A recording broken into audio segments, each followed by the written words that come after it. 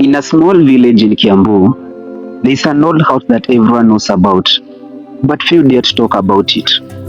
This is the home of the Wanjiku family. At first glance, they seem like any other family, but when you look closer, you will see the signs of their struggle. The worn out clothes, tired eyes, an air of sadness that surrounds them. The Wanjikos are a remarkable family of 5 siblings, each highly educated. Daniel, the eldest son, is a brilliant engineer. Michael, the second son, is a dedicated teacher. Peter, the youngest son, is a skilled doctor. Mary, the eldest daughter, is a sharp lawyer. And Sarah, the youngest daughter, is also a teacher. Despite their qualification, they all face a strange and relentless curse that keeps them in poverty and joblessness. Their sufferings began after a mysterious event many years ago. One night, a violent storm hit Kiambu, and lightning struck an ancient fig tree in their yard. From that night, their lives were filled with misfortune. Jobs were lost, and strange persistent illness plagued them. Fevers that wouldn't break, rashes that spread all over their body, and aches that had no explanation. Desperate from their sufferings, the Wanjiko sought help from a local healer. She was known for her wisdom and mystical powers. With hopes in their heart, they watched as she performed a ritual, chanting ancient incantation and using special herbs. But instead of relief, the curse intensified. Misfortune multiplied and the illness began more frequent and severe.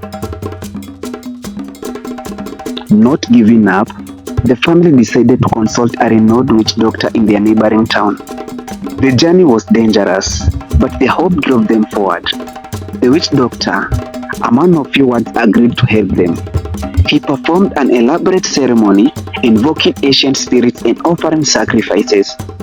For a brief moment, the Wanjikos felt a glimmer of hope. Their ailments seemed to subside and a sense of calm settled over them. But this relief was short-lived. Soon, the curse returned with greater force, bringing new and more bizarre occurrences. Refusing to surrender, the family turned to their faith. They sought help from a respected religious leader, hoping that prayers and fasting would break the curse. The family spent days in prayer, their voices raising together, seeking divine intervention. They fasted, giving up their meals in hope of gaining God's favor. Their faith was stronger, but the curse remained unbroken, testing their resolve. Their perseverance was truly tested when Peter, the youngest son, and a doctor, fell gravely ill with a mysterious disease that baffled even his medical knowledge. The Wanjikos were heartbroken. They gathered around Peter's bed, their faces filled with worries and despair. In their darkest hour, they stumbled upon an old family journal hidden in the shelves. The journal, written by their great-grandfather, contained cryptic entries and clues about an ancient family secret. It spoke about a pact made with a mysterious figure and hinted the origin of their curse. The entries were fragmented and obscure, leaving family with more questions than answers. As they read the journal, they realized that breaking the curse would require them to discover the mystery that haunted their family for generations. The journal described a figure who had visited their ancestors in a dead of night, offering great wealth in exchange for unspecified favor. The ancestor, desperate and destitute, had agreed. From that night, the Wanjiku had experienced prosperity, but a terrible cost. The pact had bound bloodlines to an eternal curse. With this new knowledge, the family felt a renewed sense of purpose. They vowed to keep searching for answers.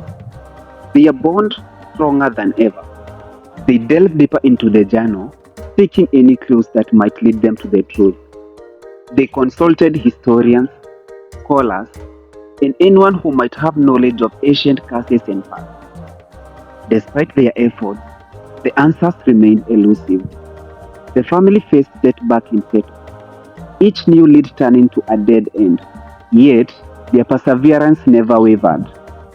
They supported each other through every disappointment, their love and unity as a beacon of hope in the darkness.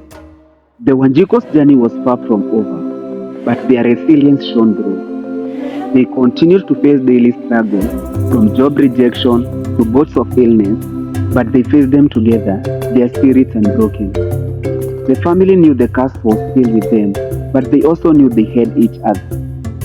One evening, as they sat together, Daniel spoke up. "We have been through so much," he said, "but we have also learned a lot. We have learned that no matter what, we have each other. And as long as we have that, we have hope." The family nodded in agreement.